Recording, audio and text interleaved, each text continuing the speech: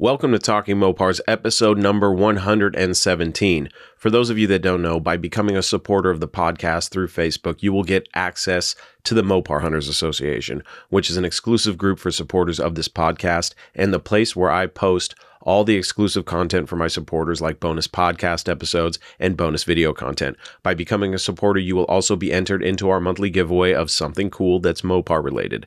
As of today, at the end of 2021, there are 24 pieces of bonus content available exclusively to my Facebook supporters. There are 12 bonus podcast episodes and 12 bonus videos. In 2022, these will be released at minimum on a monthly basis. For more information about becoming a supporter, click on the blue subscribe button on the Talking Mopars podcast Facebook page. All right, my friends, it's the end of the year. And as a treat, I thought I'd give you guys a sneak peek of the 12 bonus episodes that are currently available only to supporters of the show. These are just some short clips from the first 12 bonus episodes. I hope you enjoy them. Happy New Year, my friends. Stay safe, have fun, and we'll talk again in 2022. So without further ado, if you are a Mopar enthusiast, then you are in the right place. Don't go anywhere. You're tuned into the best Mopar enthusiast-driven podcast on planet Earth. And I am your host, Chris Albrecht, better known as the Mopar Hunter, and this is Talking Mopars.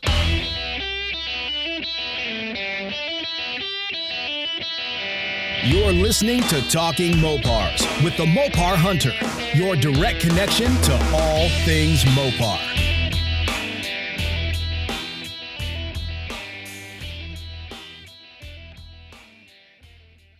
If you're a car enthusiast like me, then you'd probably enjoy the same books that I do.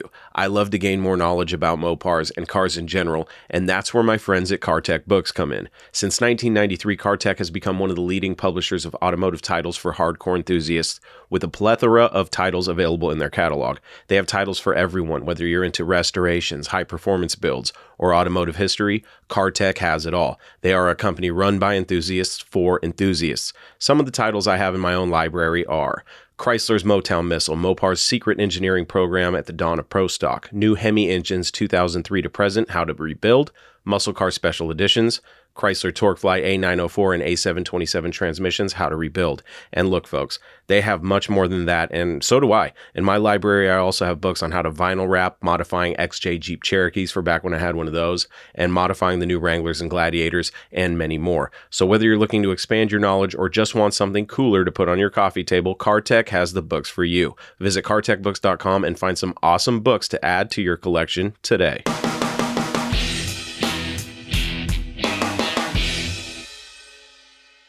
Before we get into the juicy meat of this episode, I have to ask you guys a question. Is your Mopar protected? Whether it's sitting outside in the elements or inside the safe confines of your man cave, it's important to keep your Mopar protected. That's why I'm excited to announce that I'm now affiliated with a company offering an amazing solution for vehicle protection. They have everything from basic indoor shields all the way to the top-of-the-line platinum shields, offering the very best protection to keep your vehicle safe both indoors and outdoors from elements like dust, water, snow, and even UV rays. Their products are guaranteed to fit and are backed by a great warranty. To find out more about my new affiliate, please visit TalkingMopars.com, click on the Affiliates tab, and follow the link to their website. If you need protection for your Mopar, don't worry, we got you covered.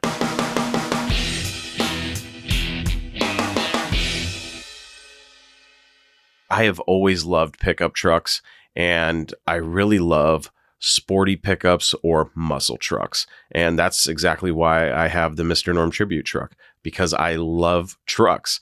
Mopar is definitely no stranger to sport pickups when you consider the Warlocks, Little Red and Midnight Express trucks of the 70s, the Shelby Dakotas of the late 80s, the Dakota and Durango RTs of the 90s and 2000s, of course the SRT-10, and of course we have to mention the latest performance truck offering from Dodge, the supercharged TRX, which is absolutely awesome. That's the Raptor killer.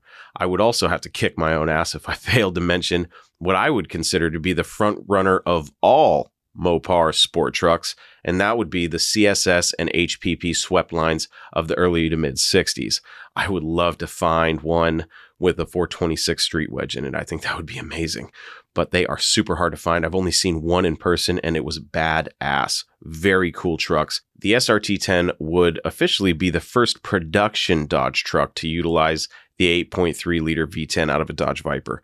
And how awesome it is to have a Dodge Viper engine in between the frame rails, of a Ram 1500. And that's exactly what the SRT-10 was.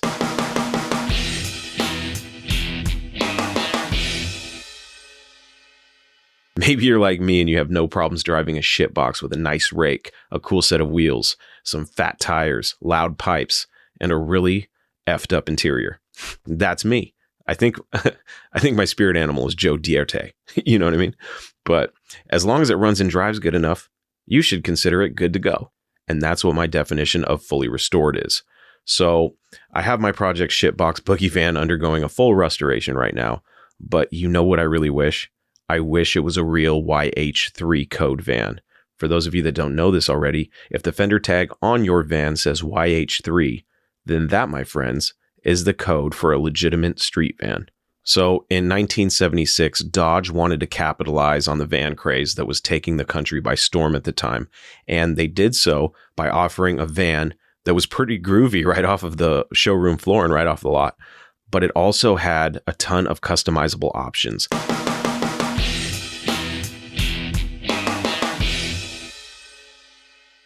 For those of you that don't know, in 1978, the Little Red Express was literally the fastest vehicle from 0 to 100 miles an hour.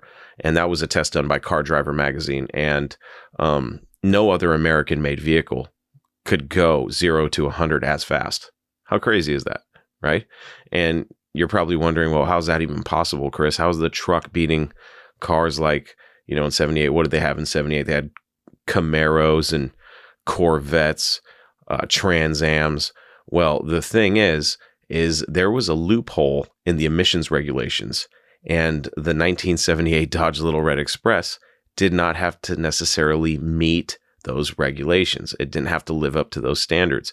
So it didn't have catalytic converters, and it did have a high performance 360 4-barrel small block.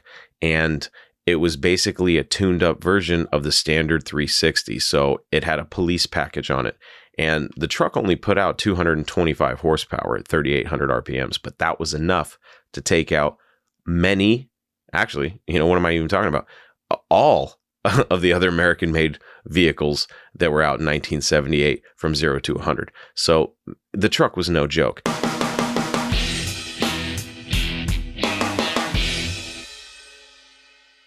It was the long anticipated answer to the Chevy Corvette from Dodge. And, with a name like the Viper, Viper was unlike any other car produced in America. And, I say that because the styling was just so nasty. It was such a nasty car. When it came out, I just remember seeing one and just going, my God, what is that? That is cooler than any Lamborghini, any Ferrari, any Corvette. It was just, when it comes to exotic sports cars, the Viper to me still takes the cake. And I think it's just me being a Mopar guy and going, all right, I'd rather have a classic muscle car than, I'd rather have a Hemi Cuda than a Lamborghini. Okay. But when it comes to, if somebody said, hey, Chris, you have to have an exotic sports car. What's it going to be? I'm going to have to go with the Viper, obviously, right? Just when I thought the Viper couldn't get any cooler, Dodge has to hit me with the GTS Coupe, the blue with white stripes. That car was just, the original Viper was cool, and the GTS was even cooler.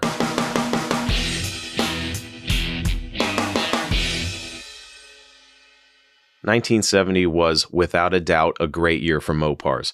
It was the first year that Chrysler Corporation actually entered the pony car market to battle it out with all of the other American offerings that had already been in production and that were already hitting the streets. So one has to ask, was Chrysler late to the pony car party? I would say sure. In fact, I would absolutely say yes, for sure.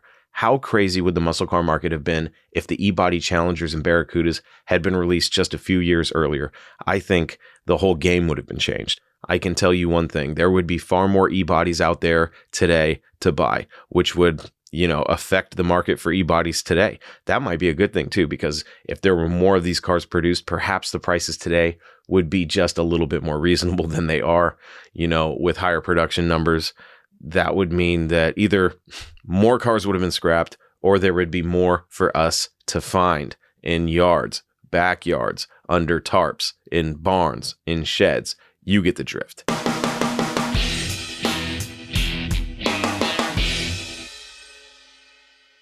You know, guys, in my opinion, 1968 was the year that Chrysler Corporation really cemented itself as the biggest threat to the other placeholders in Detroit when it came to performance cars. With the introduction of the Street Hemi in 66, it was about time that their designs started to match the attitude that was under the hood that was continuing to evolve into the late 60s and early 70s.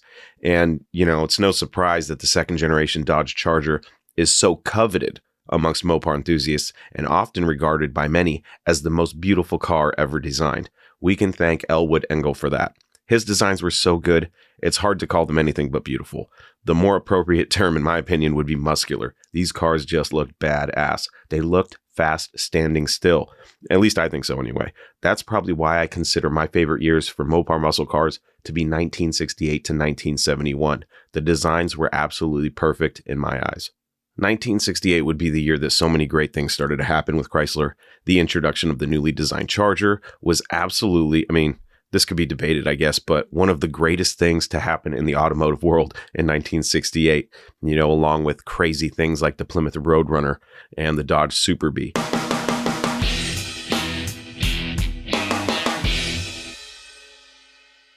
Hurst gets the darts, and Dodge had already done what they could to reduce the weight before they ever left the assembly plant. So when these darts got to Hurst, the darts lacked anything unnecessary for the mission of speed, which was ultimately to stuff a 426 Hemi in between the fenders.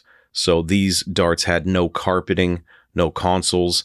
They were outfitted with A100 seats, no window regulators, no heater, no armrests, no radio, no creature comforts of any kind. No creature comforts whatsoever. Not a creature comfort in the car. These darts were pretty bare bones when they headed to Hurst. They also lacked anything that wouldn't be needed for the Hemi to be installed. They could be had with either a 727 automatic or an A833 with either an 8 3/4 or a Dana 60, depending on which transmission you went with. Obviously, the 4-speed got the Dana 60. Even with Dodge's weight-saving efforts, it still wasn't light enough for Hurst, so they gave it the old Weight Watchers treatment with a fiberglass front end, threw on some lighter bumpers, acid dipped the doors, and ditched the factory glass for lightweight Chemcore super thin glass. They even trimmed the rear wheel well openings to fit the slicks needed to have any traction whatsoever. And check this out. To roll down and up the windows, a repurposed seatbelt.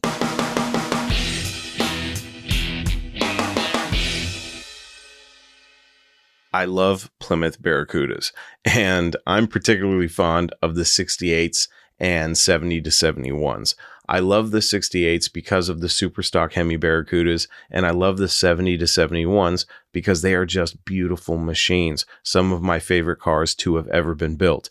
But if I had to choose between the 3 years, 68, 70, and 71, I'd have to go with the 71. Now, there are things that I like about all of them, but the 71 edges out both of them hands down. For starters, the grille on the 71 looks like it could slice and dice you. That's why they call it the cheese grater grille. Then you have the fender gills. They aren't too crazy and they are not functional, but they definitely command your attention. And for such a relatively small detail, they sure do have an impact on the styling of the 71 Cuda. I love the grille of the 70, but the 71, hands down edges it out. I do prefer the taillights of the 1970 over the 71, but the front end on the 71 definitely makes up for it.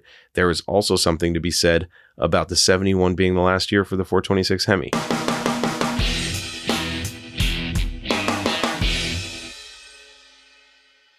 Guys, I've said it before and I will say it time and time again.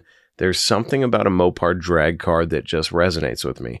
I love them, period. That's all there is to it. The difference between the A12 cars and two of my other favorite factory Mopar drag cars, the super stock Darts and Barracudas, is that the A12s were built for a dual purpose, street racing and drag racing, meaning that these cars could be purchased, registered, and driven on the streets, but they were also built for pure straight line performance. While I prefer the A12 Super Bee, both the Dodge and its Plymouth counterpart, the A12 Roadrunner, were pure badassery in their purest form. They were also the first Mopars to receive the now famous 446 packs and 6 barrels, utilizing an aluminum metal block intake and 3 Holley 2-barrel carbs. I like that if you were just cruising around, the center 350 CFM carb would be doing all the legwork. But as soon as you smash the go pedal, the two outer 500s would come to life and the A12 would roar forward as if it was going to consume any competition in its path. The crazy part is that the A12 option that you got you an M in the fifth digit of the VIN and was only a $462.80 option.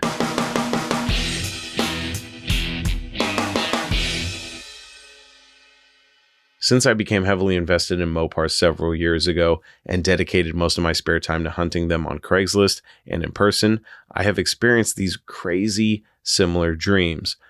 Each one of these dreams involves me somehow finding an unrestored Superbird and attempting, and on occasion successfully actually making, a deal. There's only been 3 colors that have showed up in these dreams: Lemon Twist, Limelight, and Vitamin C birds.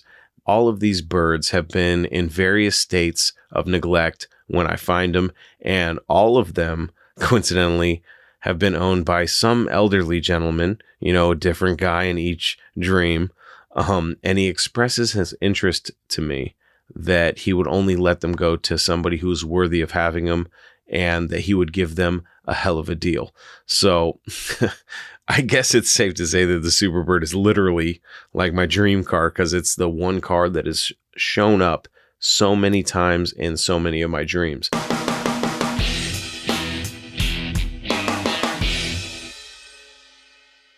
I love Daytonas and front-wheel drive turbo Mopars in general, but because my dad had a Daytona and my time around it, the Daytona will always remain one of my favorite Mopars. I chose the 1990 because it had an updated exterior appearance compared to my own 87 Shelby Z. It retained the 2.2 turbo engine, which I am a huge fan of, and the interior was restyled, which modernized it a little bit, bringing it into the 90s. I would love to find a clean Daytona Shelby from 1990 someday, but they are increasingly hard to find in great shape, but never say never. The alternate number 9 is a modern Mopar, and to be honest, I'm actually surprised that a modern Mopar didn't make the cut for my top 10. I guess that just truly goes to show where my heart really lies when it comes to Mopars. That said, I absolutely love the modern era of Mopar muscle, and you might expect that a Hellcat or an SRT Demon would have made the list, but surprise, the modern Mopar that I had in mind was the Challenger Scat Pack 1320.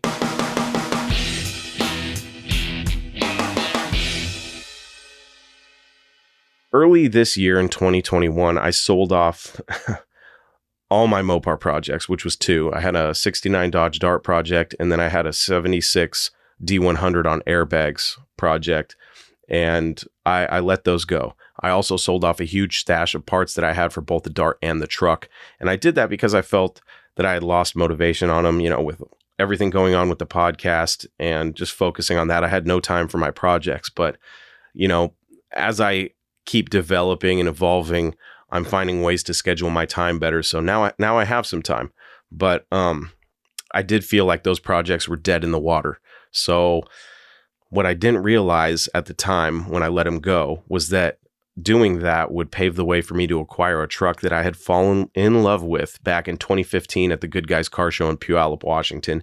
And as you know by now, that was the Mr. Norm truck. I told that story on the podcast, so I won't get into it here, but I believe everything happens for a reason. And by letting go of those 2 projects, I now have a truck that I have been chasing for several years in the Mr. Norm Tribute truck, and I'm a proud owner of it, and I look forward to owning it for several years and doing some cool stuff to it. Hopefully I'll own it forever. I don't know. We'll see how that goes.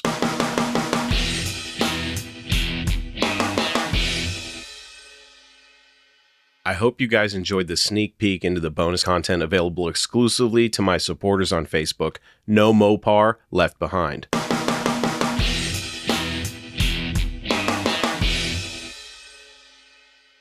There you have it, my friends. Another episode of Talking Mopars is in the books. For everything you need to know about the show, you know where to go, talkingmopars.com. And you can reach me by emailing chris@talkingmopars.com or by leaving me a voicemail on my voicemail box at 209-28-MOPAR, and you just might get to hear yourself on the show. So keep sharing those Mopar stories and anything else that is on your Mopar-addicted mind.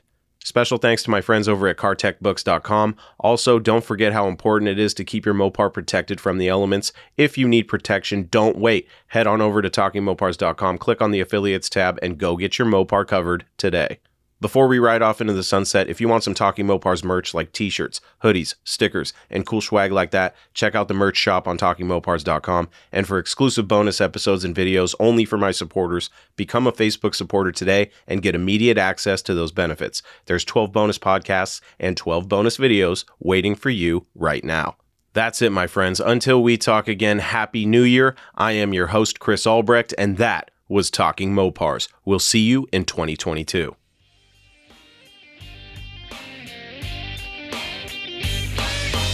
Thank you for listening to Talking Mopars, your direct connection to all things Mopar. Until next time, remember, no Mopar left behind.